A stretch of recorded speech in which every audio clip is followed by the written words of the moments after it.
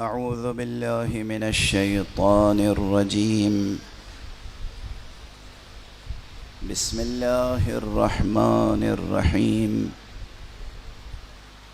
الحمد لله رب العالمين، والصلاة والسلام على أشرف الخلائق أجمعين، سيدنا وسيد الأولين والآخرين، حبيبنا وحبيب إله العالمين، إمام المرسلين وخاتم النبيين، شفيع المذنبين ورحمة للعالمين، أبي القاسم المصطفى محمد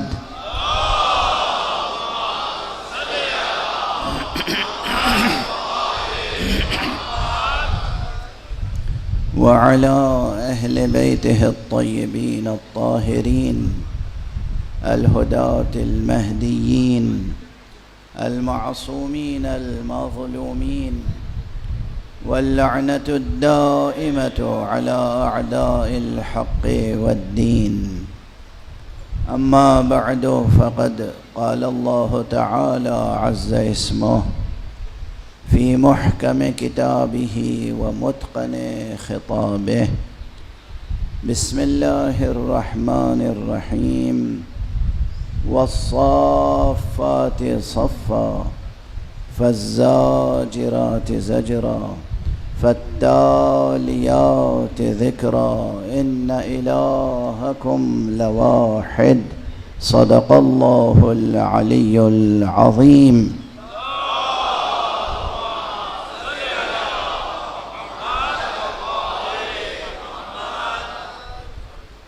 ایک مرتبہ اور بلند تر صلوات پڑھ دیں۔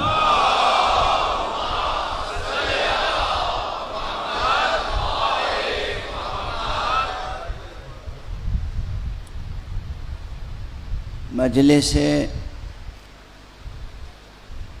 حضرت سید الشہداء کی مقناطیسیت ارجائے ارض پر بکھرے ہوئے تمام صالح عناصر کو کھینچ لیتی ہے۔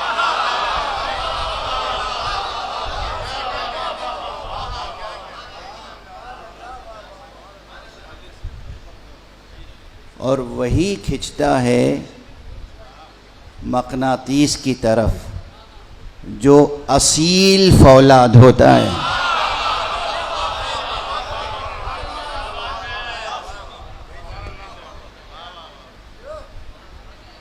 اصالت حقیقت کی طرف کھینچتی ہے اور حقیقت اصالت کو کھینچتی ہے۔ حقیقت کی کشش اور اصالت کی جاذبیت یہ بھی کائناتی قوانین میں سے ہے، یہ بھی یونیورسل لا ہے۔ جہاں بھی کہیں کوئی صالح عنصر ہوگا وہ کھنچ کے زیر پرچم ابو الفضل العباس آ جائے۔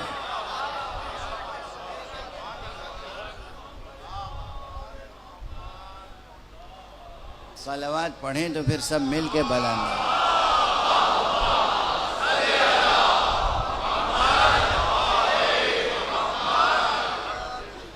مجھے دبستان لکھنؤ کے ایک بہت ہی اچھے شاعر کا یہ شعر یاد آ رہا ہے۔ شعر مشہور ہے لیکن بہرحال اس وقت مجھے یاد آ رہا ہے تو ذکر کر دوں کہ در حسین پہ ملتے ہیں ہر خیال کے لوگ، در حسین پہ ملتے ہیں ہر خیال کے لوگ، یہ اتحاد کا مرکز ہے آدمی کے لیے۔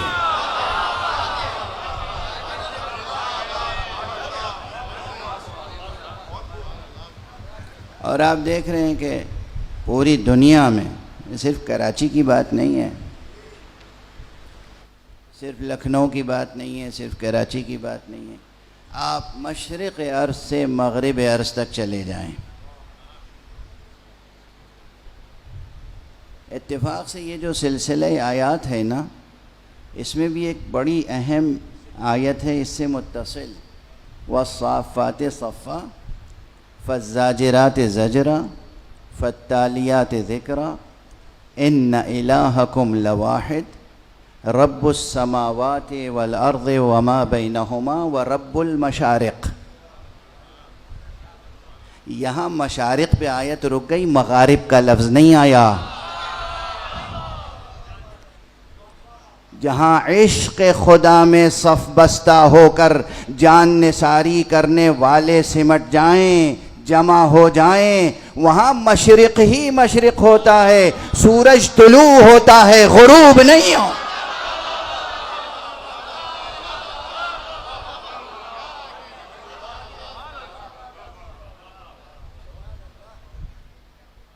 رب السماوات والارض وما بینہما ورب المشارق۔ آیت یہیں ختم ہوئی نا۔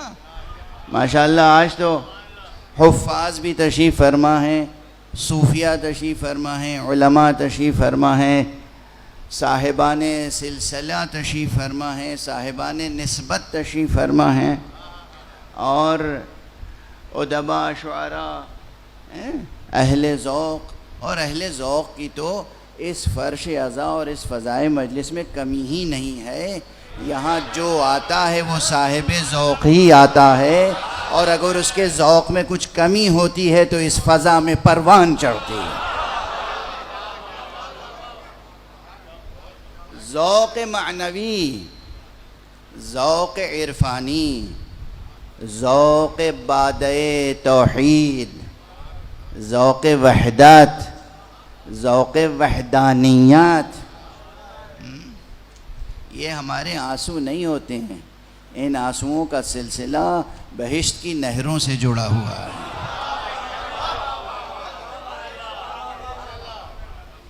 یہ طے کرنا مشکل ہے کہ یہ آنسو ان بہشت کی نہروں سے آتے ہیں یا یہ آنسو جا کے بہشت کی نہروں کو سیراب کرتے ہیں۔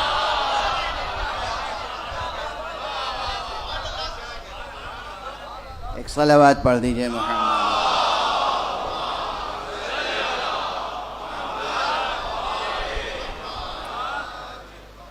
جناب مولانا فیروز الرحمن صاحب رحمانی ابھی مجھے اپنے جد اعلیٰ،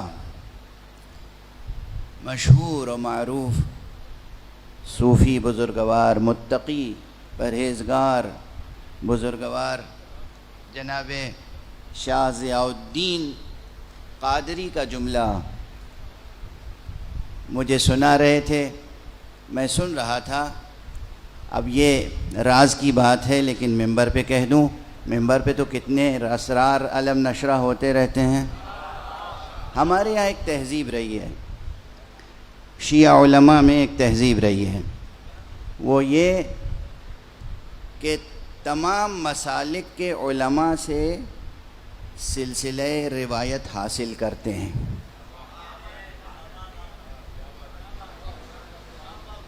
روایت حدیث، سلسلہ روایت حدیث سنی علماء سے بھی حاصل کرتے ہیں، یہ تہذیب رہی ہے۔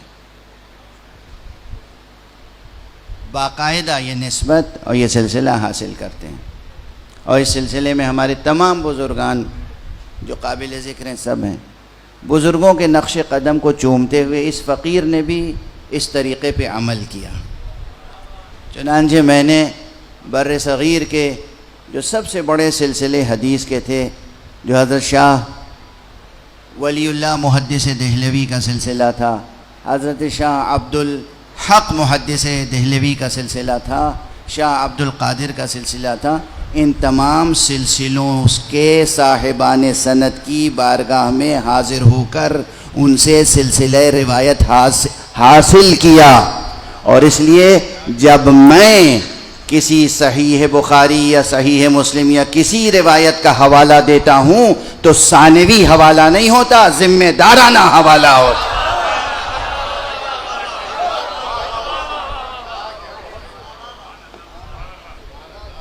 تو جب انہوں نے ارشاد فرمایا حضرت ضیاء الدین شاہ قادری کا، تو ظاہر ہے کہ وہ سلسلہ تو پہلے سے مجھے حاصل ہے، لیکن اب تبرکاً انہوں نے جب اپنی زبان سے سنایا تو وہ 2 جملے آپ تک میں سنا دوں. ان کی خواہش بھی تھی کہ یہ جملے آپ تک پہنچاؤں. ایک تو جملہ یہ ہے ان کا حضرت شاہ ضیاء الدین قادری رحمۃ اللہ علیہ کا، کہ انہوں نے فرمایا کہ اسلام دلوں کو جوڑنے کے لیے آیا ہے، رشتہ دل توڑنے کے لیے نہیں آیا. پروردگار جزائے خیر عطا فرمائے انہیں، ان کی روحوں کو بلندیاں عطا فرمائے. لیکن میں ایک جملہ کہوں، وہ صوفی بزرگوار تھے، اپنے انداز میں کہیں، میں ان کے جملے کو ذرا مکمل کر دوں. اسلام دلوں کو جوڑنے آیا ہے، دلوں کو. لیکن جب دل آپس میں جڑیں گے تو جو دل پتھر ہو چکے ہیں ان سے قہری طور پر رشتے ٹوٹیں گے بھی.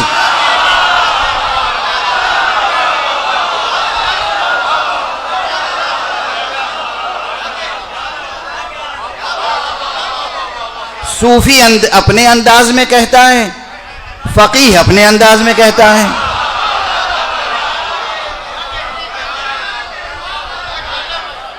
دلوں کو جوڑے گا نا اسلام. جہاں سینوں میں دل نہیں پتھر ہیں وہ کہاں جڑیں گے؟ ان کی قسمت میں ہے کہ ٹھوکر مار کر دور.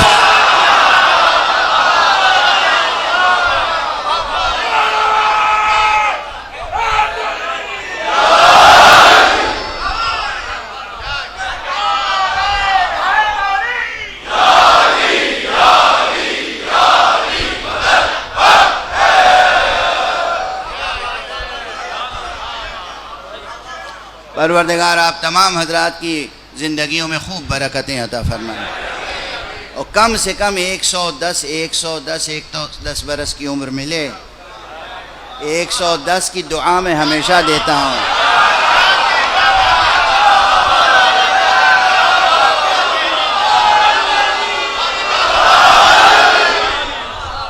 ایک 110 کا عدد بڑا راز ہے اس میں.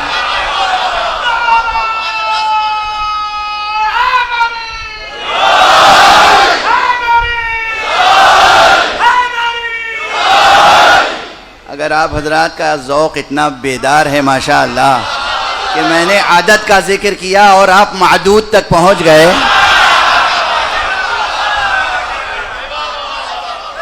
تو پھر میں نے غلط نہیں کیا تھا کہ بسم اللہ کے ہر زیر کا بھی تذکرہ جو کیا تھا، اس کا مطلب برمحل تذکرہ تھا. جوہر قابل موجود ہے، جوہر قابل موجود ہے. اور پھر اس جملے کی تشریح کر دوں کہ یقین، ثبات قدم پیدا کرنے کے لیے کیا چیز چاہیے؟ یقین. اور یقین کا رشتہ براہ راست معنی سے ہے. حقیقت معنی تک جو نہیں پہنچے گا اسے یقین حاصل نہیں ہو سکتا. اب اگر آپ جا کے دیکھیں معنی اور یقین کا عدد تو برابر ملے گا.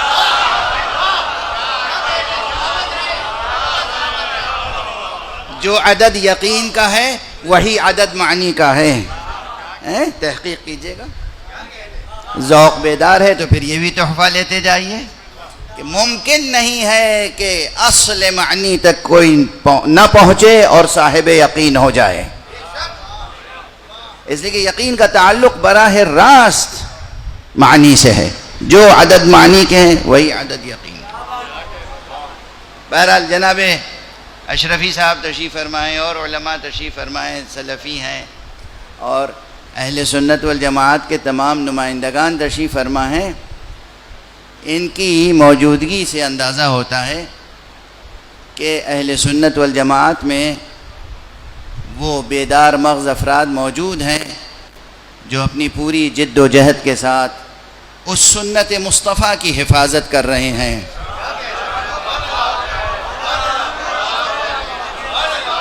جو سنت مصطفیٰ مجسم ہوتی ہے تو عطرت مصطفیٰ بنتی ہے.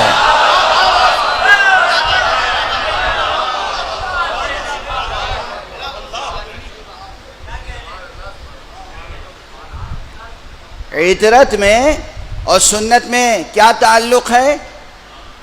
لفظ میں ہو تو سنت، پیکر میں ہو تو عطرت.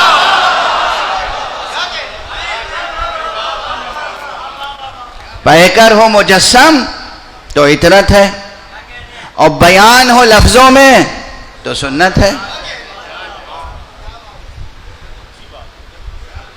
پروردگار آپ حضرات کو سلامت رکھے. تصدیق فرما رہے ہیں. اب دوسرا جملہ جو جناب رحمانی نے فرمایا تھا ان کے جد کا ہے، وہ بھی ان کے جد کا ہے. وہ فرماتے ہیں کہ جس کو علی سے پیار نہیں ہے، واقعاً بہت قیمتی جملہ ہے. اور صوفیاء کرام تھے وہ بالکل سادہ الفاظ میں کہہ دیتے تھے حقیقتوں کو، جس کو بہت سے لوگ مجھ پر میرے دوست ہیں، احباب ہیں، میں تو سب کو احباب میں شمار کرتا ہوں. کوئی کتنا ہی مجھے برا بھلا کہے، تنقید کا نشانہ بنائے سخت سے سخت لفظوں میں، جب تک مجھے یہ احساس ہوتا ہے کہ نہیں ہے یہ بھی علی والا، تو اس کے 70 گناہ معاف کر دیتا ہوں. بھائی کوئی غلط فہمی ہوگی، کوئی رشک کا پہلو ہوگا، کوئی کسی وجہ سے ناخوش ہو گئے ہوں گے، میری کوئی بات بری لگ گئی ہوگی، مجھے گالیاں دے رہے ہیں، دینے دو. اگر علی کا کلمہ پڑھ رہے ہیں تو میں دعا کرتا ہوں پروردگار ان کی مغفرت فرما. خدا کی قسم دعا کرتا ہوں اپنی تنہائیوں میں، راتوں میں، سحر میں، نمازوں میں، پروردگار ان کی مغفرت فرما اور دلوں کو جوڑ دے. پروردگار ہم صف بستہ ہو کے غلامان علی کی بزم میں موجود رہیں.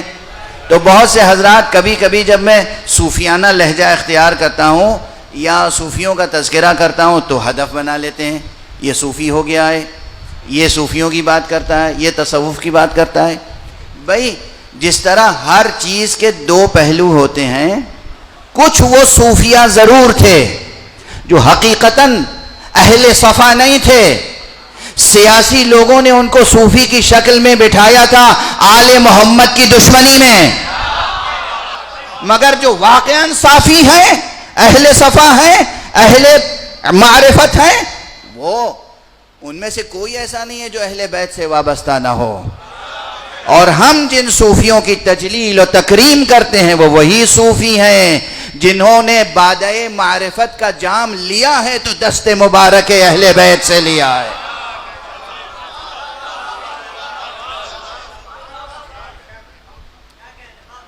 تو انہوں نے اپنے سادہ انداز میں فرمایا کہ جسے علی سے پیار نہیں ہے، ہمیں اس کے کلمے کا اعتبار نہیں ہے.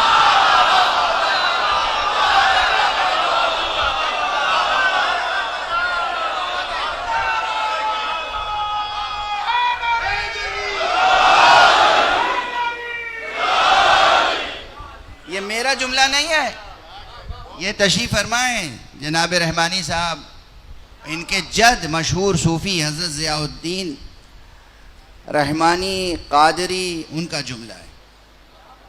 اور یہ سب یہ جو سلفی بزرگوار ہیں ان کو اس جملے سے اختلاف ہے. دیکھیے کس طرح کہہ رہے ہیں، نہیں انہیں معلوم ہے فرشتے دیکھ رہے ہیں.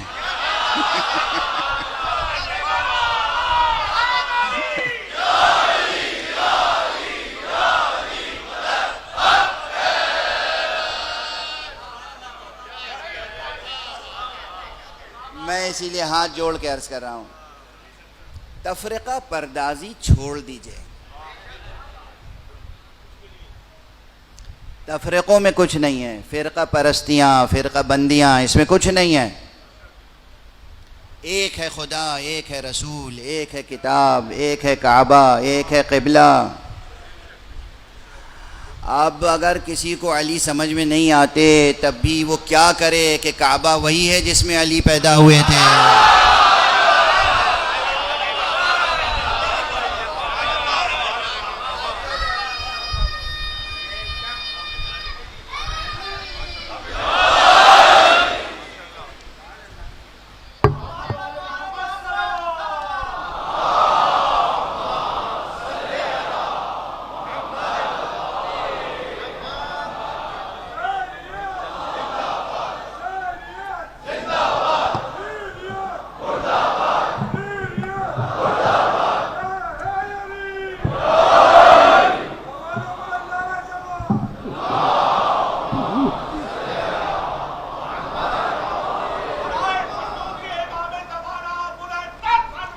اللہم صل علی محمد وآل محمد وعجل فرجہ۔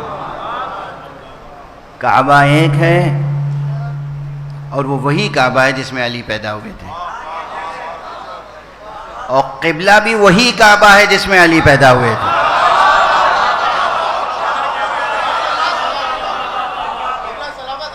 اب یہ اللہ نے دلوں کی آزمائش کے لیے خود کہا ہے، یہ دلوں کی آزمائش کے لیے کیا تھا کہ کچھ دنوں کے لیے قبلہ کر دیا تھا بیت المقدس کی طرف، اور اس کے بعد پھر موڑ دیا کعبے کی طرف۔ اور قرآن مجید کی آیتیں پڑھیے گا، اس میں لکھا ہے کہ یہ کعبے کا رخ جو ہم نے پھیرا ہے یہ دلوں کی آزمائش کے لیے۔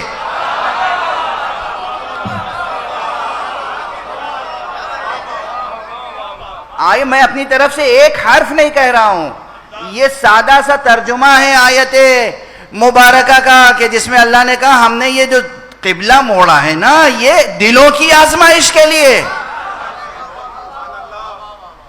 دلوں کی آزمائش۔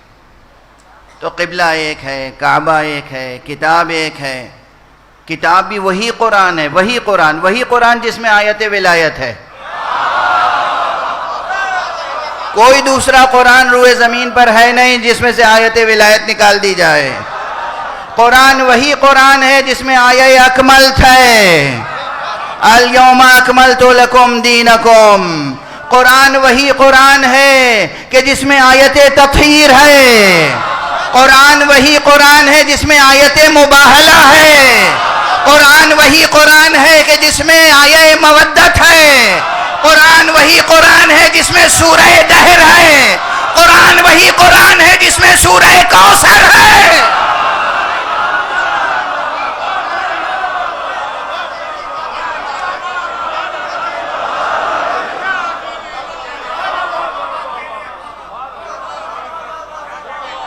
صلوات پڑھ دیں محمد وآلہ۔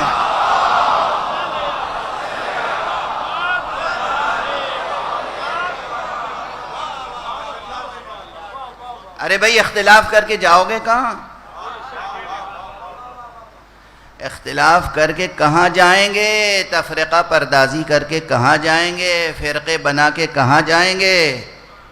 امر الہی ہے، حکم الہی ہے، حکم قرآنی ہے، حکم مصطفی ہے۔ وَاعْتَصِمُوا بِحَبْلِ اللَّهِ جَمِيعًا وَلَا تَفَرَّقُوا۔ سب کے سب اللہ کی رسی کو مضبوطی سے تھامو اور بکھرو نہیں، تفرقہ نہ کرو۔ اب پوچھو جا کے سرکار رسالت مآب سے کہ حبل اللہ کسے کہتے ہیں؟ کہیں گے حبل اللہ علی کا قرآنی لقب ہے۔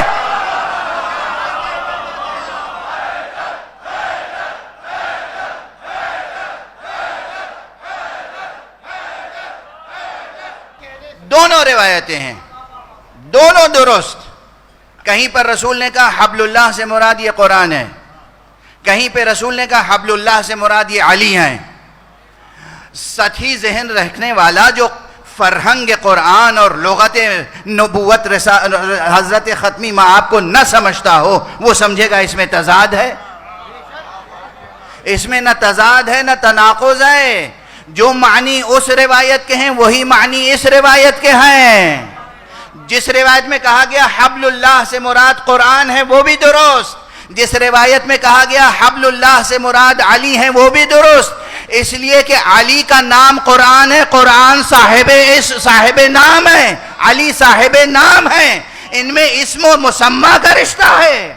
جس طرح مصطفیٰ اور قرآن میں اسم و مسمہ کا رشتہ ہے۔ علی خاموش رہے تو قرآن کہلاتے ہیں، قرآن بولنے لگے تو علی کہلاتے ہیں۔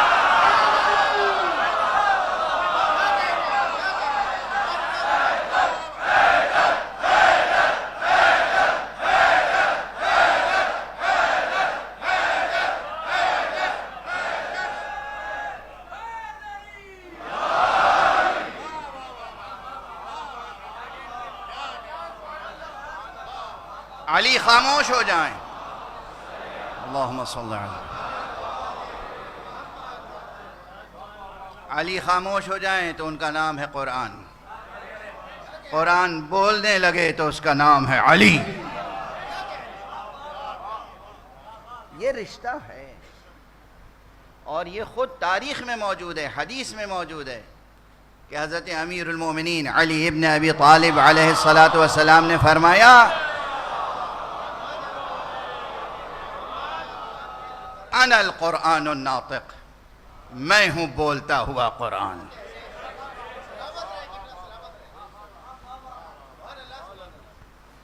مولا نے بہت سے مقامات پر اپنا تعارف کرایا ہے۔ اچھا آپ دیکھیے، اپنا اپنا ذوق ہوتا ہے، مجھے افسوس ہوتا ہے، اور صوفیہ نے تو ایک کام بہت اچھا کیا، انہوں نے خانقاہیں بنائیں، اور خانقاہوں میں تنہائیوں میں لوگوں کو بلا کے ان کی تربیت کرتے ہیں۔ جو بات میدان میں نہیں کہہ پاتے نا، یہ چپکے سے حجرے میں کہتے ہیں۔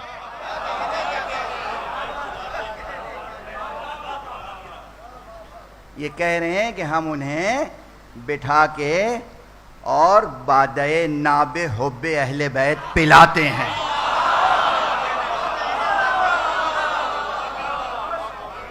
یہ شراب عشق اہل بیت پلاتے ہیں۔ اب بتاؤ میں ان صوفیہ کے لیے دعا کروں یا نہ کروں؟ خدا انہیں سلامت رکھے، ان کی خانقاہوں کو سلامت رکھے۔ ہم میں ان میں ایک فرق ہے، فرق یہ ہے کہ یہ تنہائی میں گوشے میں بٹھا کے شراب عشق علی پلاتے ہیں، ہم میدانوں میں سبیلے لگاتے ہیں۔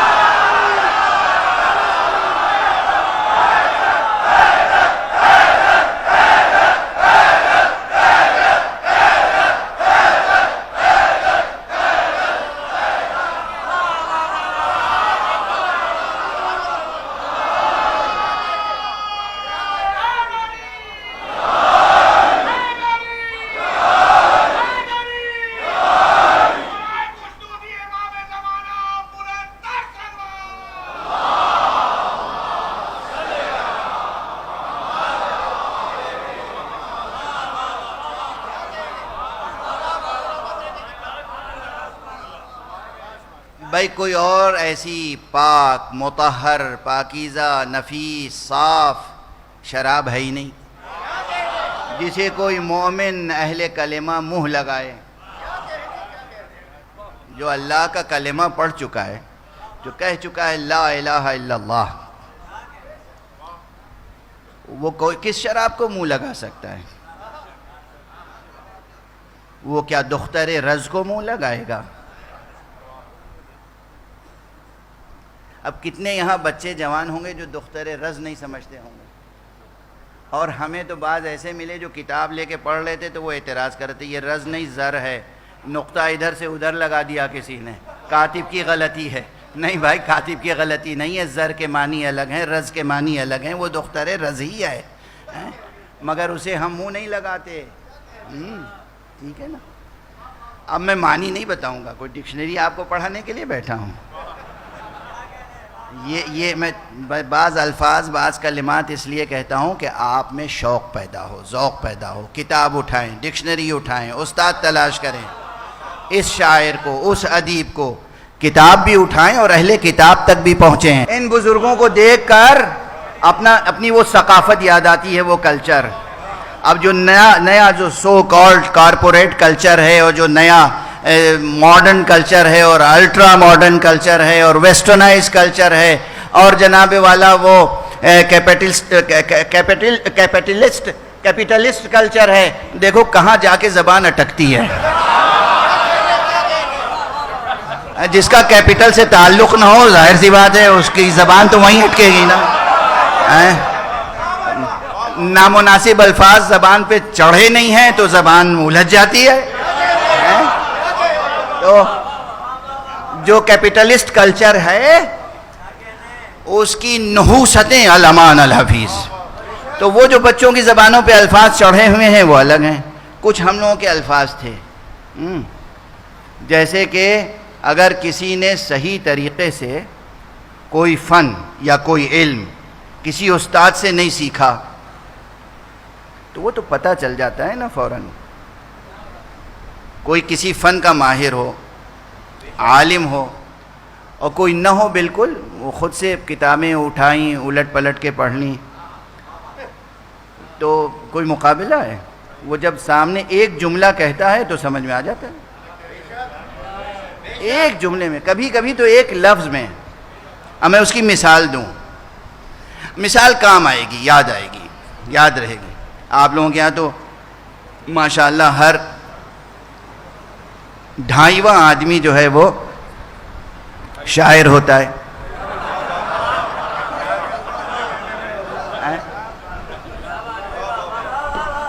ہر 2.5واں آدمی شاعر ہوتا ہے۔ اچھا 2.5واں سمجھ میں نہیں آ رہا ہے تمہاری، تو اس میں ہر 3را آدمی شاعر ہوتا ہے، ٹھیک ہے؟ یہ کسی وجہ سے کہہ رہا ہوں، ہر 3را آدمی شاعر۔ حالانکہ بیچاری اردو زبان یہ بڑی چھوٹی زبان ہے زبان کی حیثیت سے، اسے اگر تہذیبی اور معنوی لحاظ سے بڑا ہی نصیب ہے تو صرف ذکر آل محمد کے صدقے میں۔ تو اب وہ جو شاعر ہوتے ہیں یا متشاعر، یعنی جو شاعر نہیں ہوتے لیکن شاعر بننا چاہتے ہیں، تو دیکھو یہ سب ادبی نکتے اور لطائف بھی یاد رکھنے کے قابل ہوتے ہیں۔ میر تقی میر کا جملہ ہے، ان سے کسی نے پوچھا کہ اس زمانے میں کتنے شاعر ہیں، آپ کی نظر میں کتنے شاعر ہیں؟ یہ ادبی صحائف میں تذکروں میں بہت مشہور ہے۔ کہا کہ بس 2.5 شاعر ہیں، ایک میں یعنی خود میر تقی میر، ایک مرزا رفیع سودا اور آدھے خواجہ میر درد۔ کسی نے کہا اور جناب وہ میر سوز؟ کہا اچھا تو 1.25 شاعر انہیں بھی مان لو۔ یہ جو ادبی لطائف ہیں یہ لطائف نہیں ہیں، ہنسنے ہنسانے کی چیزیں نہیں ہیں، یہ بتاتے ہیں کہ حقیقت میں شاعری کا معیار کتنا بلند ہے۔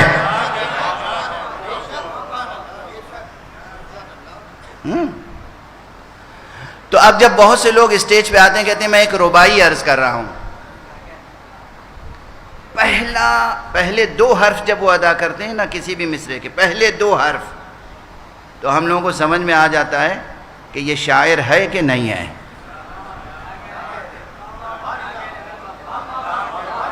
پورا مصرعہ سننے کی ضرورت نہیں ہوتی، پورا مصرعہ سن کے نہیں بتاتے کہ یہ شاعر ہے کہ نہیں، یا اسے رباعی خبر ہے کہ رباعی کسے کہتے ہیں یا نہیں، قطعے کو رباعی کہہ کے پڑھ رہا ہے۔ پہلے 2 حرف صرف وہ سنے اور سمجھ گئے کہ جناب شاعر ہیں کہ نہیں، ڈھنگ کے متشاعر بھی ہیں کہ نہیں، انہیں یہ معلوم بھی ہے کہ نہیں کہ رباعی کسے کہتے ہیں۔ یہ قطعے کو رباعی کہہ کے پڑھ رہے ہیں، یعنی 4 مصروں کی رباعی ہوتی ہے ضرور، لیکن رباعی کا ایک مخصوص وزن ہے، اس کی مخصوص بحر ہے۔ اگر بحر حزج میں اور اخرب اور اخرم کے شجرے میں نہیں ہے تو پھر وہ رباعی ٹیکنیکلی نہیں ہوتی، وہ جو ہے قطعہ کہلاتا ہے۔ آپ قطعہ کسی بھی بحر میں کسی بھی وزن میں کہہ سکتے ہیں، رباعی کہنے کے لیے مخصوص وزن مخصوص بحر ضروری ہے۔ تو اب وہ پہلے 2 حرف صرف سن کے بتا دیتے ہیں کہ جناب واقعی شاعر ہیں یا محقق ہیں یا نہیں ہیں۔ یہ چیز ہر فن میں ہے، جو صاحب فن ہے، جو صاحب علم علوم القرآن میں، علوم حدیث میں، علوم نحو میں، علوم بلاغت میں، کسی بھی علم میں یہ شان ہوتی ہے کہ استاد سمجھ جاتا ہے کہ یہ انہوں نے کسی استاد کے سامنے زانو ادب طے کیا ہے یا نہیں طے کیا ہے۔ تو اب وہ اسباب لطف کہا کرتے تھے، جب کوئی بے استادہ ہوتا تھا تو کبھی تو کہہ دیتے تھے بے استادہ ہے، اور کبھی کہتے تھے یہ بے پیرا ہے۔ پیر سے مراد یہ ہے کہ پیر طریقت یا پیر فن یعنی استاد فن ہے۔ تو بھئی بے پیرا کلچر پیدا کرنے کی کوشش نہ کیجیے۔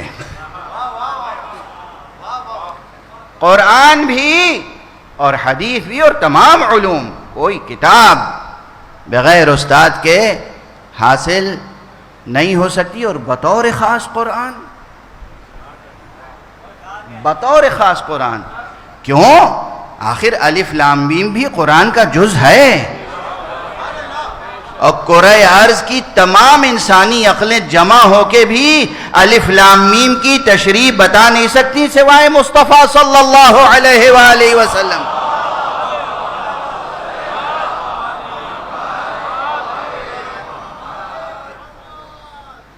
حضور اگر بتا دیں، اور صرف حروف مقطعات تک بات محدود نہیں ہے، بلکہ بہت سے مقامات ہیں، بہت سے مقامات ہیں کہ جو انسان بغیر سرکار رسالت مآب صلی اللہ علیہ وآلہ وسلم کی رہنمائی کے اور تعلیم کے حل نہیں کر سکتا. اچھا، اس بہت سے مقامات میں ابھی تک تو میں بہت سے کہہ رہا تھا، اب دوسرا جملہ کہہ دوں. بالکل سامنے کی بھی کچھ باتیں ہوتی ہیں جسے ہر آدمی سمجھتا ہے یہ تو بہت سادہ سا جملہ ہے، بہت آسان جملہ ہے، اور اس کے اپنے ذہن کے مطابق اس کے مطلب مقرر کر لیتا ہے. عام ادبیات کی بات ہے، اور بلکہ روزمرہ کی گفتگو کی بات ہے. اب میں سمجھانے کے لیے ایک جملہ کہہ دوں. ہر گھر کا ایک کلچر ہوتا ہے، خاص طور سے جو خاندانی لوگ ہیں ان کا ایک کلچر ہوتا ہے. تو کچھ ایک اشارات آپس میں ہوتے ہیں گفتگو کے. اب اس میں تھوڑی سی ظرافت بھی ہوتی ہے، کچھ ذہانت بھی ہوتی ہے، کچھ تہذیبی عنصر ہوتا ہے، کچھ ادبی ذوق ہوتا ہے. اب مثلا ہمارے ایک بزرگ تھے، ہم لوگ جب ان کے ہاں جاتے تھے تو وہ اپنے ملازم سے یا اپنے بیٹے سے بس یہ کہتے تھے، ارے بھائی ذرا کم سے کم گرم پانی تو پلا دو ان لوگوں کو. آپ کیا سمجھیں گے گرم پانی سے؟ اب وہ بہترین قسم کی چائے لا کے پلاتا تھا. اچھا، اب جو اتنا خوش ذوق نہ ہو وہ تو کہے گا کہ بھیا ان کے یہاں نہ جانا، وہ تو گرم پانی پلاتے ہیں. اور پھر زبان سامنے کا جملہ ہے، سامنے کی لفظیں ہیں، سامنے کے کلمات ہیں، مگر خاص ماحول میں اس کے خاص معنی ہیں.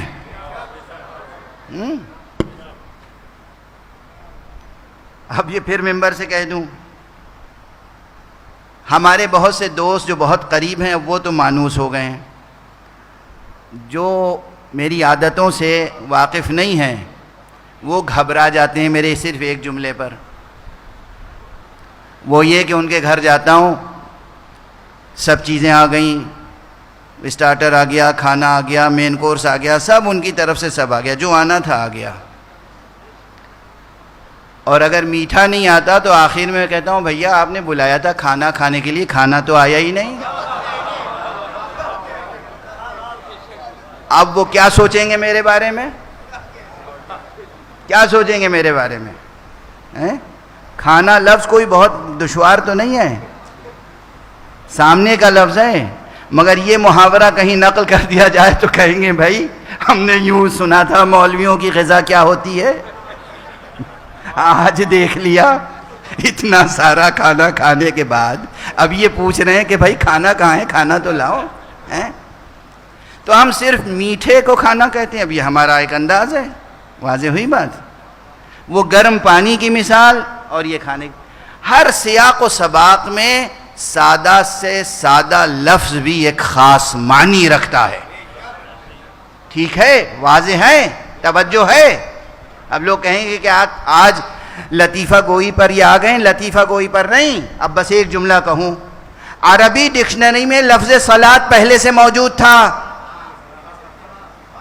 عربوں کے لیے لفظ صلاۃ بالکل سامنے کی چیز ہے، لیکن جب اللہ نے کہا اقیموا الصلاۃ،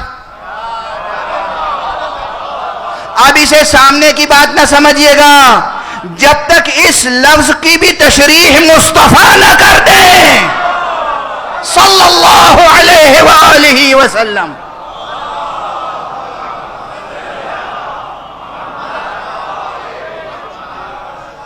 جب تک سرکار رسالت مآب نہ بتائیں کہ یہاں اقیم الصلاۃ سے مراد کیا ہے، یہ نہیں کہ بس ہاتھ اٹھایا اور جو دل میں آیا، جس طرح آیا، جس لب و لہجے میں آیا، تمیم کے لہجے میں یا قریش کے لہجے میں یا حذیل کے لہجے میں، جس قبیلے نے جس لہجے میں چاہا اللہ سے خطاب کرنا شروع کر دیا، جس طریقے سے چاہا دعا مانگنے لگے، کھڑے ہو کر، بیٹھ کر، جھوم جھوم کے دعا مانگنے لگے، جس طرح دوسرے بعض مذہب والے کرتے ہیں۔ نہیں، جب اللہ نے کہا اقیم الصلاۃ، اقیمو کے معنی بھی واضح ہیں، صلاۃ کے معنی بھی واضح ہیں، مگر اس معنی کو سمجھائیں گے مصطفیٰ صلی اللہ علیہ وآلہ وسلم۔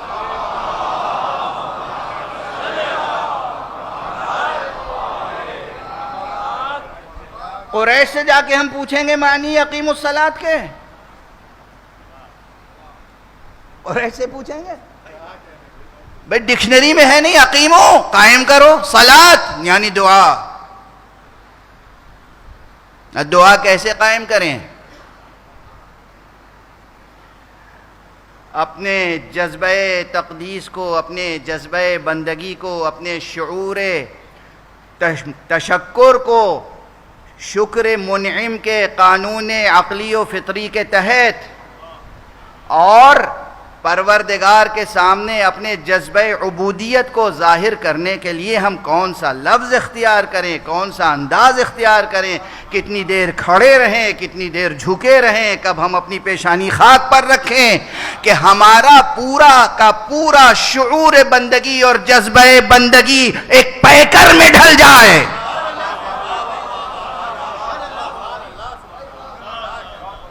ایک مجرد مفہوم، ایک محسوس تصویر بن جائے۔ یہ چیز کس نے بتائی؟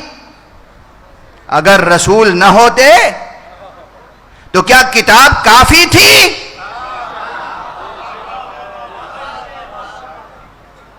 ممکن نہیں ہے۔ تو جو مشکل مقامات ہیں قرآن کے وہ بھی بغیر مصطفیٰ کے حل نہیں ہو سکتے، جو آسان مقام سے بظاہر نظر آتے وہ بھی بغیر مصطفیٰ کے حل نہیں ہو سکتے۔ یا مصطفیٰ سمجھائیں گے قرآن کیا ہے، یا وہ سمجھائے گا جس نے مصطفیٰ کی زبان چوسی ہو۔ جو ممبر پر کہتا ہو سلونی سلونی قبل ان تفتدونی، ہاں ہونا لعاب رسول اللہ۔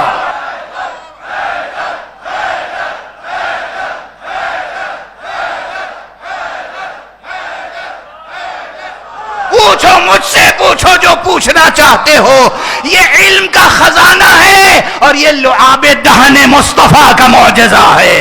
صلوات پڑھ دیں محمد و آلہ۔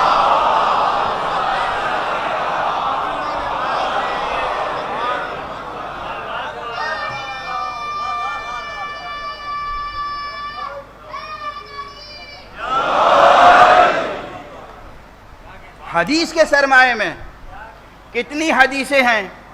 اہل حدیث ہیں تو بس اہل حدیث کی بات ہوگی۔ پھر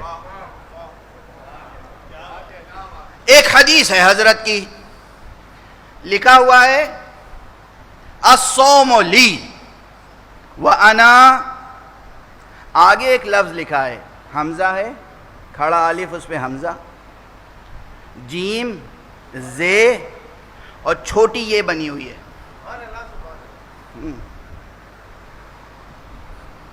اب اس کو کیا پڑھیں؟ اگر استاد ماہر فن حدیث جس نے دہن بدہن سینہ بسینہ علوم حدیث صدر اول سے آج تک حاصل نہیں کیا ہے، اگر اس کے سامنے زانو ادب طے نہ کریں تو پھر اسے پڑھنا دشوار ہو جائے گا۔ اور ہوا دو مکتب ہو گئے، اہل ظاہر کا مکتب الگ، اہل باطن صوفیہ کا مکتب الگ۔ اہل ظاہر کہتے ہیں حق سبحانہ و تعالیٰ نے حدیث قدسی میں ارشاد فرمایا ہے، پیغمبر کی زبان سے پیغام دیا ہے، الصوم لی وانا اجزا بہ۔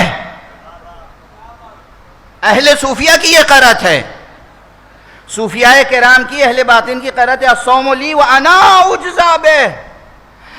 روزہ میرے لیے ہے، میرے لیے۔ اللہ فرما رہا ہے روزہ میرے لیے ہے اور میں خود اس کی جزا ہوں۔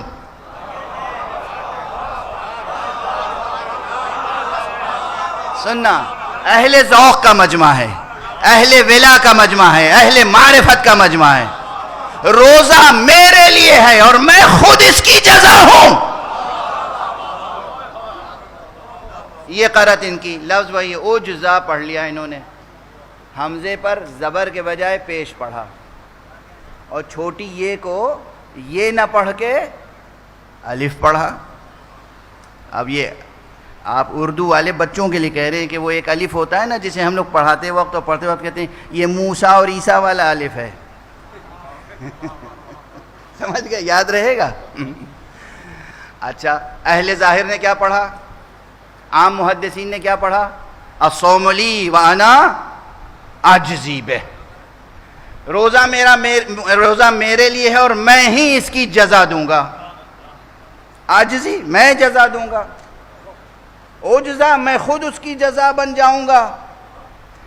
لفظ وہی ہے، املا وہی ہے بظاہر، جو صفحے پر نقش بنا ہے وہ وہی ایک ہے، لیکن دو طرح سے پڑھا. اب فیصلہ کون کرے گا کہ رسول نے کیا کہا تھا؟ تو معلوم ہے سب کے سب محتاج ہیں نا. کاغذ پر لکھی ہوئی کتاب کافی نہیں ہے. وہ استاد ضروری ہے جو کہے سلونی سلونی قبل ان تفقدونی. مجھ سے پوچھ لو، مجھ سے قبل اس کے کہ میں تمہارے درمیان میں رہوں نہ رہوں. اس لیے کہ یہ لعاب رسول اللہ ہے. جس قلب پر قرآن نازل ہوا اس نے یہ اہتمام الہی تھا. احادیث شریفہ، احادیث معتبرہ، احادیث صحیحہ، کتب علماء اہل سنت والجماعت میں یہ موجود ہے کہ اللہ نے رسول اللہ کو یہ ارشاد فرمایا تھا کہ تم علی سے خصوصی نجوہ کیا کرو، علی کو خصوصی راز سپرد کرو، جو کچھ ہم تمہیں دے رہے ہیں وہ علی کے سپرد کرو. اس لیے کہ یہ علی وہ ہے جو محافظ مقام ختم نبوت ہے. بھئی وہ ایک تاریخ کا منظر ہے، تاریخ کا منظر ہے، کوئی انکار نہیں کر سکتا.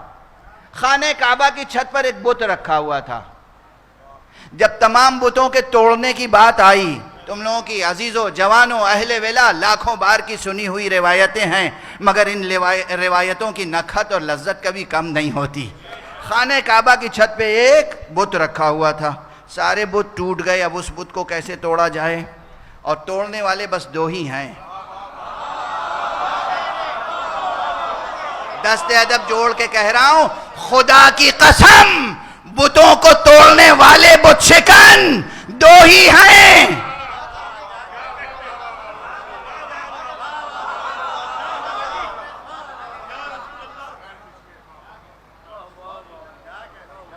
طول تاریخ میں دیکھو تو دو ہیں، عرض تاریخ میں دیکھو تو دو ہیں.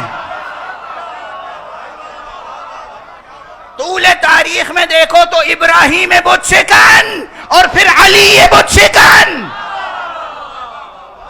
عرض تاریخ میں دیکھو تو مصطفیٰ بت شکن، مرتضیٰ بت شکن.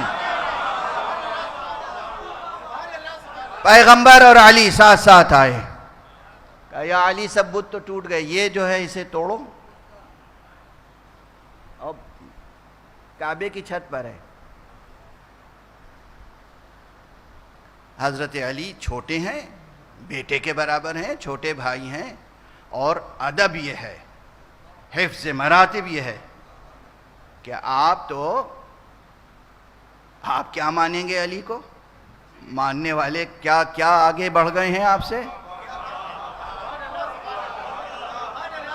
اب وہ صحیح مانتے ہیں غلط مانتے ہیں وہ الگ بحث ہے، مگر آپ سے بہت آگے بڑھ گئے ہیں نہیں بہت سے لوگ. آپ نہ بڑھیے گا، آپ حد میں رہیے گا، نہ آگے بڑھیے گا نہ پیچھے رہیے گا.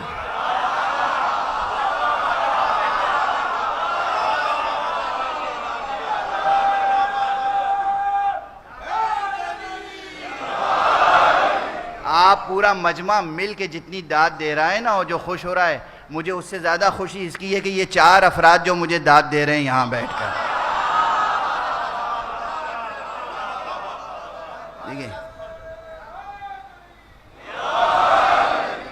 ساری دنیا بھی دیکھ رہی ہے، لوگ اسکرین پہ دیکھ رہے ہیں، لوگ ٹی وی پہ دیکھیں گے، لوگ یوٹیوب پہ دیکھیں گے، اور انہیں زمین والے بھی دیکھ رہے ہیں، اور انہیں آسمان سے فرشتے بھی دیکھ رہے ہیں۔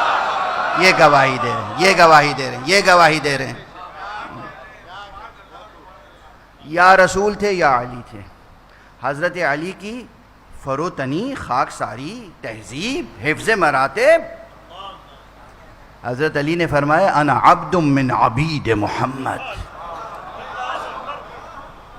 میں تو محمد کے غلاموں میں سے ایک غلام ہوں۔ اللہ اکبر، اللہ اکبر، میں تو محمد کے غلاموں میں سے غلام۔ اب سمجھ میں آئی سرکار رسالت میں آپ کی عظمت؟ سرکار رسالت میں آپ کی عظمت سمجھ میں آئی کہ علی جیسا شجاع، علی جیسا بہادر، علی جیسا عالم، علی جس کا مصطفیٰ کا خون بھی دنیاوی اصول کے مطابق ایک ہے۔ آپس میں تو ذرا سے میں دنیاوی لوگ کیسے سوچتے ہیں کیا میں ان سے کم ہوں؟ وہی خون ہے، میں بھی اسی خاندان کا ہوں۔ یہ سب ہوتا رہتا ہے نا، آئے دن صبح شام ایک ہنگامے پہ موقوف ہے گھر کی رونق۔ خاندانوں میں کیا کیا نہیں ہوتا۔ یہ اسی قریش کے، اسی خاندان بنی ہاشم کے، خون بھی ایک ہے، نور بھی ایک ہے، مگر حفظ مراتب یہ ہے کہ کہتے ہیں میں تو محمد کے غلاموں میں سے ایک غلام ہوں۔ ایک حضور کا مرتبہ، حضور کا مرتبہ، پیغمبر کا مرتبہ۔ دیکھو پیغمبر کے سامنے فروتنی کیسی ہونی چاہیے، خضوع، خشوع، فروتنی، خاکساری، انکساری۔ حضور کو رسول اللہ سمجھنا، خود کو ان کا غلام سمجھنا۔ تو اب جب رسول نے کہا بھئی ہم ہیں اور تم ہو، اور یہ خانہ کعبہ کی چھت پر بت ہے، کیسے توڑا جائے؟ حضرت علی نے کہا کہ میں بیٹھ جاتا ہوں، آپ میرے شانے پر اٹھ کر بت توڑ دیں۔ علی اس کے علاوہ کہہ کیا سکتے تھے؟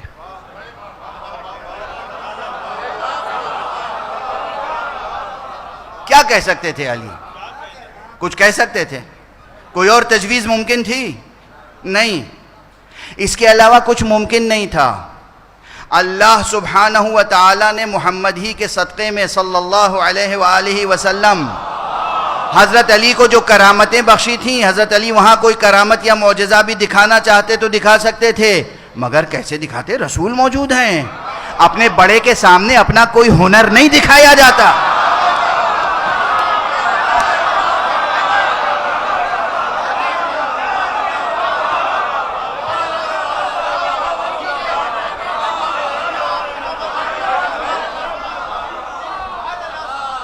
تہذیب سیکھو، تہذیب۔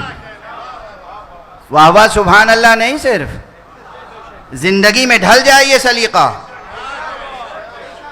کسی استاد کے سامنے، کسی بزرگ کے سامنے، کسی بڑے کے سامنے، خاندان کے بزرگ کے سامنے، کسی فن میں اپنے استاد کے سامنے پھر اپنا ہنر نہیں دکھایا جاتا فخر و ناز کے ساتھ، نہیں، خاموش ہیں، معلوم ہے تب بھی خاموش ہیں۔ کہا میں بیٹھ جاتا ہوں، آپ سوار ہو جائیں۔ رسول مسکرائے، آپ نے قدم مبارک رکھا۔ اب حضرت علی اٹھنا چاہتے ہیں مگر اٹھ نہیں پاتے۔ اگر خود لطف مصطفیٰ سے اور عنایت حضرت کبریا سے علی اٹھ بھی جاتے تو مشیت کے تقاضے پورے نہ ہوتے، چونکہ حفظ مراتب کے آداب ملحوظ نہ رہ جاتے۔ علی نہیں اٹھ سکے، نہیں اٹھے۔ پھر پیغمبر اتر آئے، کہا علی میں نے تمہیں پالا ہے، میں نے تمہیں بچپن سے اٹھایا ہے، کبھی ہاتھوں پہ اٹھایا، کبھی شانے پہ بٹھایا، میں نے تمہیں اپنا لعاب دہن چسا کے پالا ہے۔ علی تم میرے شانے پہ آ جاؤ، تم میرے شانے پہ آ جاؤ۔ یہاں ایک چیز تھی جسے کہا جاتا ہے مہر نبوت۔ اب مہر نبوت نیچے ہے، علی کا قدم اس کے اوپر. یہ منظر بہت کچھ بتاتا ہے، لیکن ایک چیز یہ بھی بتاتا ہے کہ ختم نبوت کا محافظ ہے علی. صلوات پڑھ دیں محمد.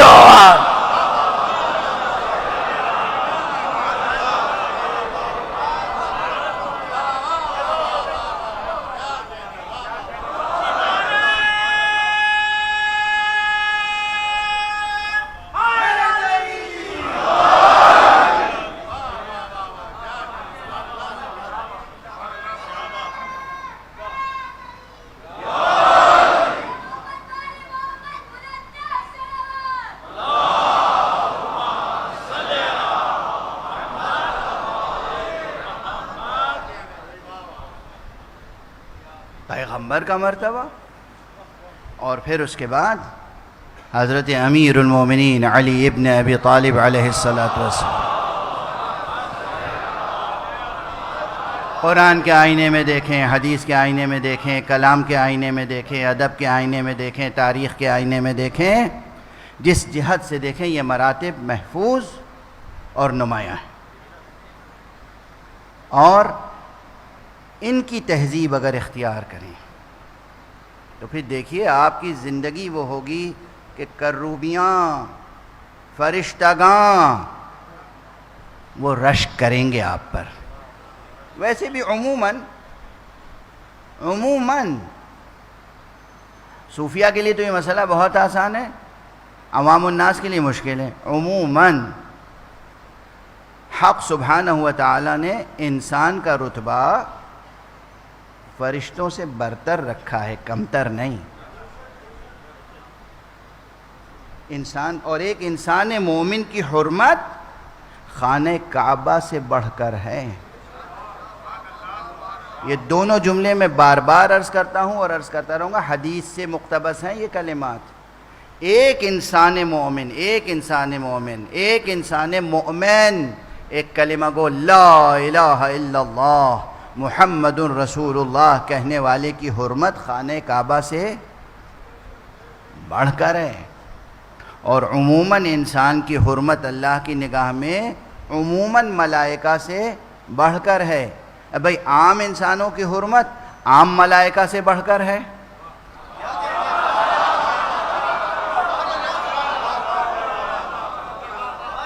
عام انسانوں کی حرمت، ملائکہ کی بھی قسمیں ہیں نہیں، ملائکہ کی بہت قسمیں ہیں.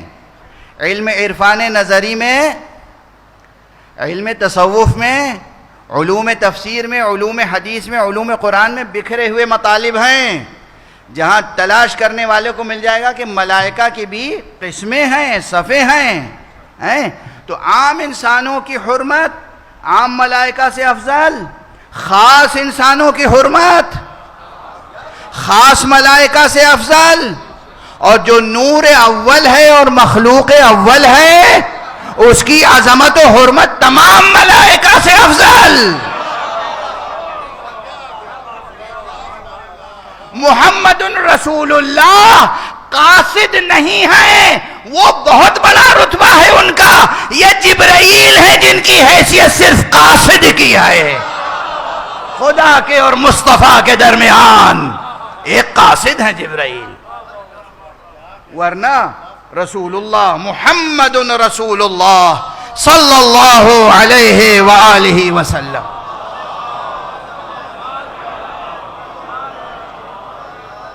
ان کا مرتبہ جبرائیل سے بہت بلند ہے.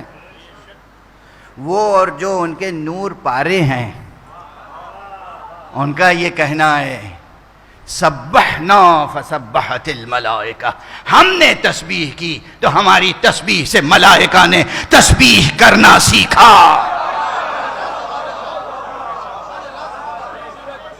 جب نور اول مصطفیٰ نے کہا سبحان اللہ تو فرشتوں نے کہا، تو جبرائیل نے سیکھا سبحان اللہ کہنا.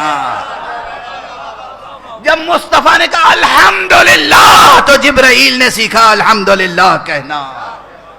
جب مصطفیٰ صلی اللہ علیہ وآلہ وسلم نے کہا لا الہ الا اللہ تو جبرائیل نے لا الہ الا اللہ کہنا سیکھا.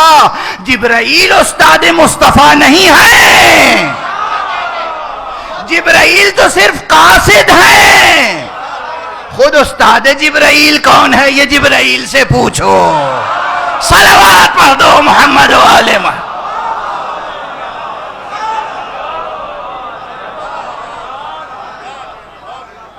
خدا کو پہچانو. مصطفیٰ مصطفیٰ ہیں, مصطفیٰ مصطفیٰ صلی اللہ علیہ وآلہ وسلم, صلی اللہ علیہ وآلہ وسلم. سب مل کے ایک بلند صلوات پڑھیں محمد.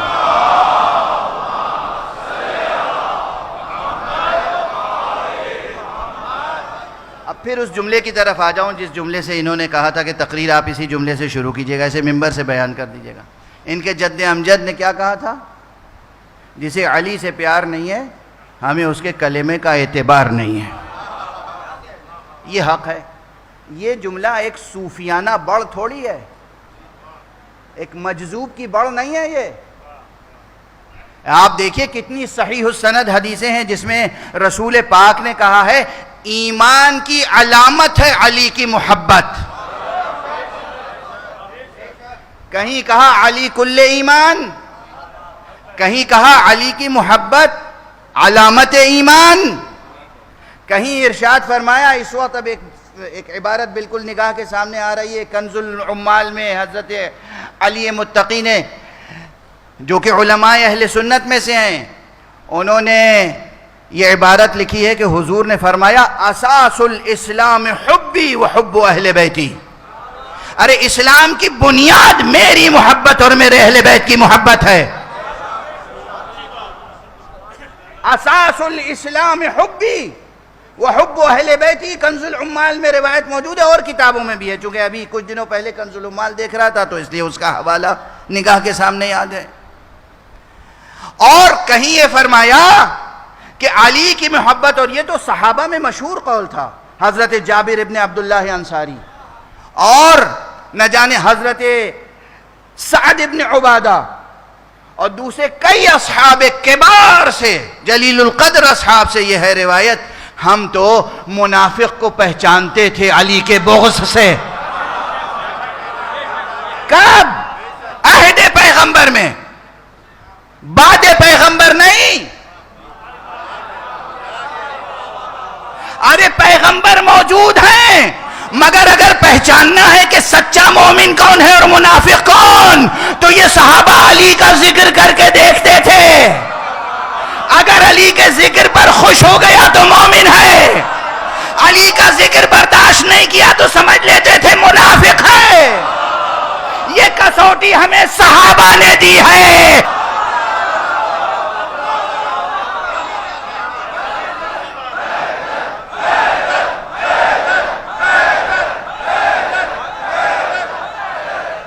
کیوں؟ ایمان کہتے کسے ہیں اور ایمان پر ثبات کسے کہتے ہیں؟ ثبات, ثبات, ثبات قدم, ایمان پر قائم رہنا. اب آپ حضرات کا ادبی ذوق ہے, میں بہت معذرت چاہتا ہوں, گفتگو بڑھتی چلی جا رہی ہے, لیکن بس جب یہ جملہ آپ حضرات کا ذوق جو ہے ادبی ہے نا, شعری ہے, کل بھی غالب یاد آ گئے تھے, آج بھی یاد آ گئے. جیسے صوفیاء کرام ہیں, فقہا کی لینگویج الگ ہوتی ہے, ان کی ٹرمینالوجی الگ ہوتی ہے, اہل حدیث کی ٹرمینالوجی الگ ہوتی ہے, اہل کلام کی ٹرمینالوجی, کبھی ایک ہی بات کہہ رہے ہوتے ہیں لیکن وہ تعریفیں اور عبارتیں اور اصطلاحیں الگ الگ ہوتی ہیں. اسی طرح شاعری کی اصطلاح الگ ہے, بات وہی ہے مگر اصطلاح الگ ہے. کہتے ہیں وفاداری بشرط استواری اصل ایمان ہے. اب دوسرا مصرع نہ پڑھوں تب بھی بات پوری ہو گئی, کیونکہ دوسرا تیسرا پڑھوں گا تو پھر سمجھانا پڑے گا کہ بھائی شاعری کی زبان ہوتی ہے, غالب نے اس لیے یہ کہا اور وہ کہا, تو اسے چھوڑ ہی دیتے ہیں. جو اہل ذوق ہیں وہ جا کے دیوان میں دیکھ لیں گے, اور متن دیوان میں سمجھ میں نہیں آیا تو کسی شرح دیوان کو بھی اٹھا کے دیکھ لیجئے گا. کیا کہا غالب نے؟ وفاداری بشرط استواری اصل ایمان ہے. یہ بڑے کام کی بات ہے. پورا دیوان غالب نہ ہوتا، یہی ایک مصرع ہوتا، تب بھی غالب قابل حوالہ ہوتا. غالب کا پورا دیوان نہ ہوتا، بھئی یہی ایک مصرع زندگی میں غالب نے کہا ہوتا نا، تب بھی غالب قابل حوالہ ہوتا کہ وفاداری بشرط استواری اصل ایمان ہے. یہ حقیقت توحید سے وفاداری ہے جسے ایمان کہتے ہیں. نجات حقیقت توحید سے وفاداری کا نام ہے، اس کی مرہون منت ہے نجات. اچھا، اللہ کی خاطر اگر کسی نے اللہ کو دل و جان سے قبول کر لیا تو پھر کچھ بھی اسے اللہ کی راہ میں قربان کرنے کا جذبہ ہونا چاہیے نا. اب وہ چاہے عزیز ہو، چاہے قریب ہو، چاہے مال ہو، چاہے دولت ہو، چاہے قبیلہ ہو، کنبہ ہو، بیٹا ہو، بھائی ہو، بیوی ہو، باپ ہو، کوئی بھی ہو، اگر اللہ کی محبت کی راہ میں آ رہا ہے تو پھر اس سے بیزاری ہونی چاہیے، اللہ کی محبت غالب آنی چاہیے، ہے نا. مولا امیر المومنین علیہ السلام نے صدر اسلام کی تمام جنگوں میں قتال کیا مشرکین کے ساتھ، کفار کے ساتھ. قاتل المشرکین آپ کا عظیم لقب ہے. آپ امیر المومنین ہیں، سید الاولیاء ہیں، سید الاوصیاء ہیں، یعصوب الدین ہیں، بہت سے آپ کے القاب ہیں، مگر ایک یہ لقب بھی آپ کا مقدس اور متبرک لقب ہے کہ جسے کہا گیا قاتل المشرکین. اچھا، مشرکین کو قتل کیا تھا نا علی نے، اور کس جرم میں قتل کیا تھا؟ شرک. کس کے حکم پہ قتل کیا تھا؟ اللہ کے کہنے پر. کس کے سربراہی میں؟ رسول اللہ کی سربراہی میں. اللہ کے کہنے پر، رسول اللہ کے کہنے پر، رسول اللہ کی سربراہی میں مولا کائنات علی ابن ابی طالب نے مشرکین کو قتل کیا. اب اگر مشرکین کے خون کے بدلے میں کوئی علی سے بغض رکھے تو اللہ والا تو نہیں ہو سکتا.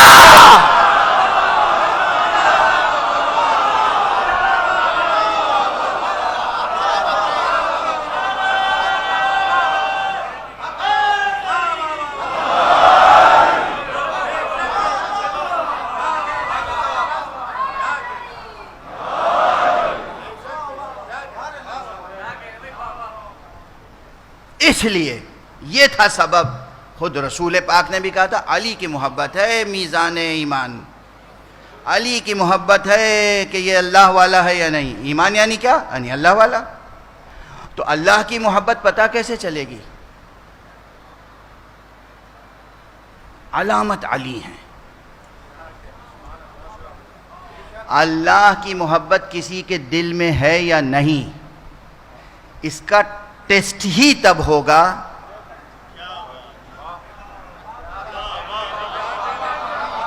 جب یہ پتا چلے کہ علی کی محبت ہے یا نہیں.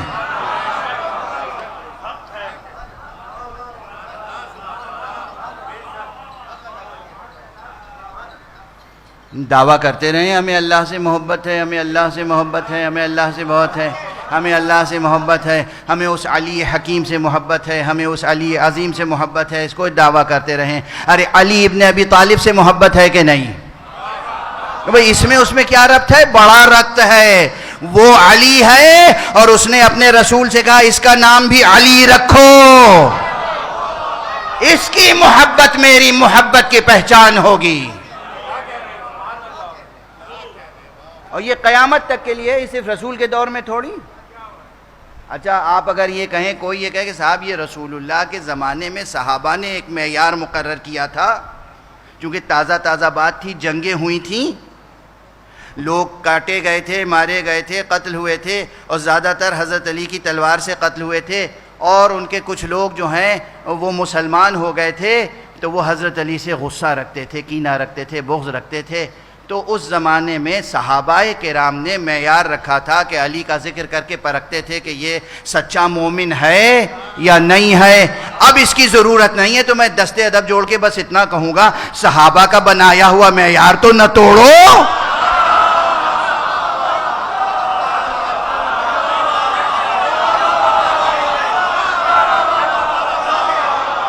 صحابہ نے جو معیار مقرر کیا تھا وہ بھی رسول کی زندگی میں قیامت تک وہ معیار رہے گا. صلوات پڑھ دیں محمد و آلہ.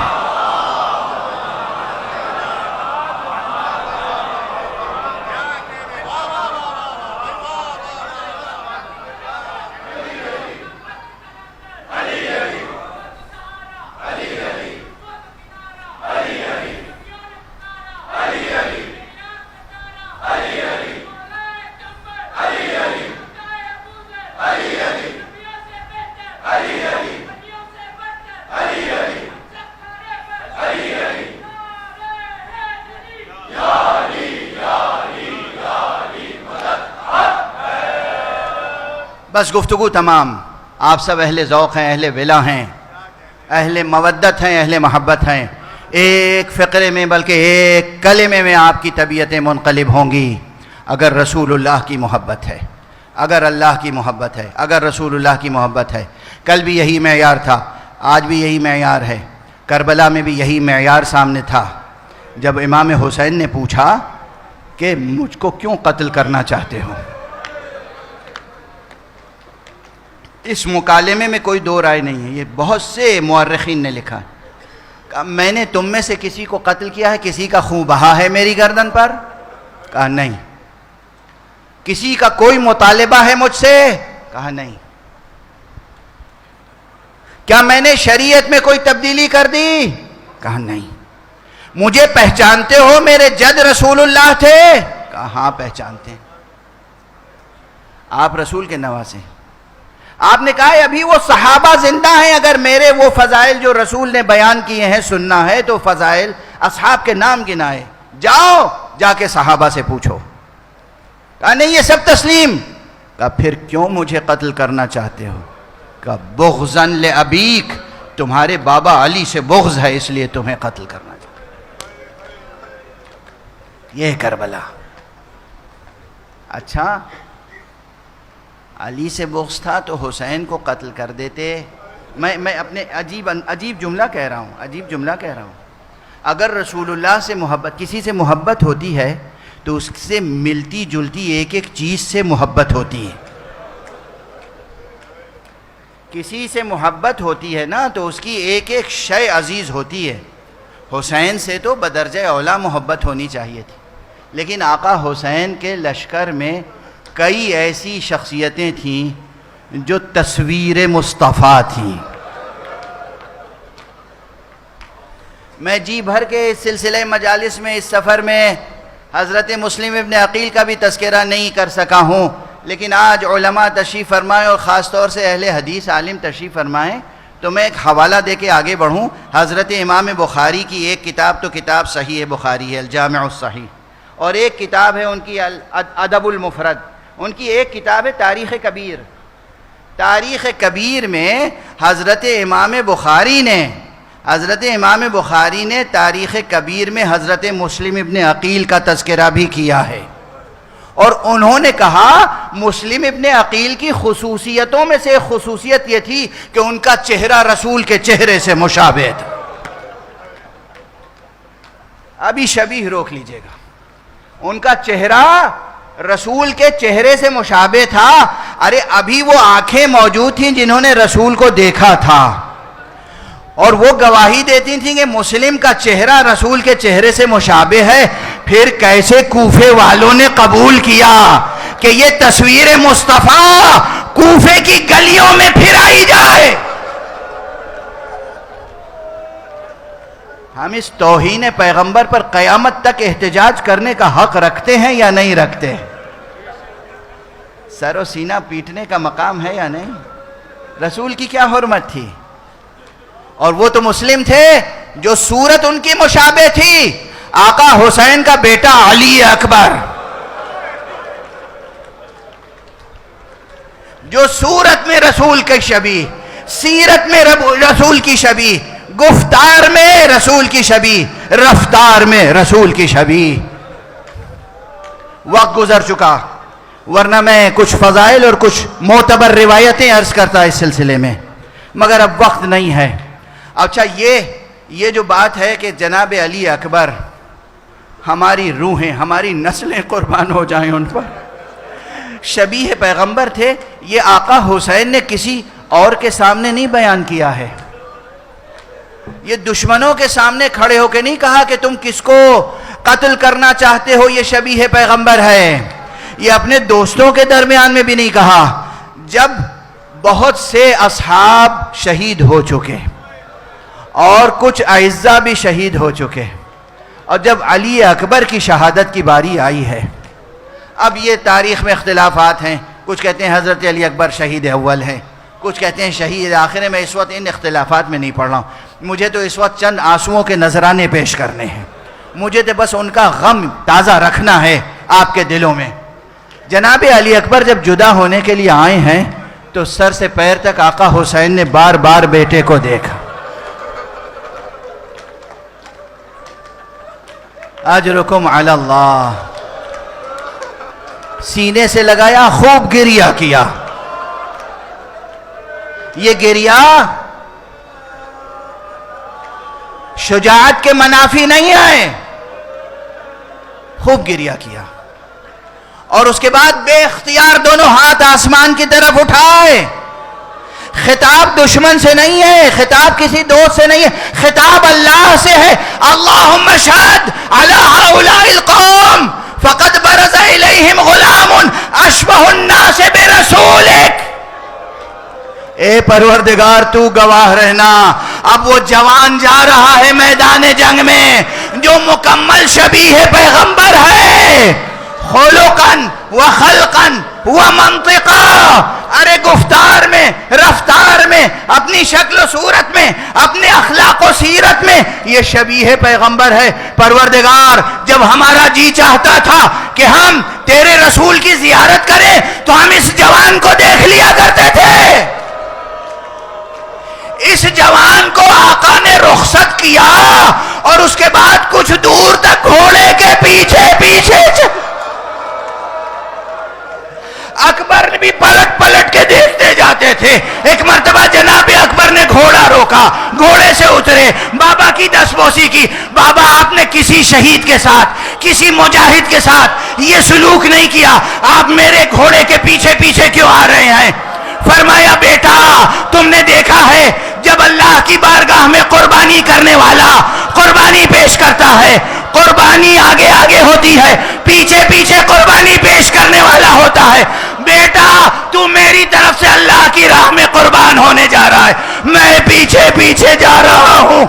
علی اکبر گئے اور آقا ایک پرچم جو آپ نے نصب کیا تھا خیمے کے سامنے, اس پرچم کا, اس علم کا پھرہرا لہرا رہا تھا. اس کے سائے میں امام گھوڑے پر تشریف فرما ہیں اور میدان کی طرف دیکھ رہے ہیں, اور تمام بیبیاں خیمے کے دروازے پر کھڑی ہیں اور وہ حسین کا چہرہ دیکھ رہی ہیں. زینب کی نظر حسین کے چہرے پر ہے, لیلا کی نظر حسین کے چہرے پر ہے, رباب کی نظر حسین کے چہرے پر ہے. حسین میدان کی طرف دیکھ رہے ہیں. کبھی حسین اٹھتے ہیں, اس طرح دیکھتے ہیں, پھر بیٹھ جاتے ہیں, اٹھتے ہیں پھر بیٹھ جاتے ہیں. اس لیے کہ میدان کربلا میں نشیب و فراز تھا. جب اکبر کا گھوڑا کسی نشیبی علاقے میں جاتا تھا, نظر نہیں آتے تھے تو اٹھ کے دیکھتے تھے اور پھر مطمئن ہو کے بیٹھ جاتے تھے. ایک مرتبہ حسین کے کانوں میں آواز آئی, یا بتا علیک منی السلام. ارے حسین کے چہرے کا رنگ بدلا. زینب نے کہا بھیا حسین, ارے اکبر کی خیر تو ہے. حسین نے کہا واہ اکبر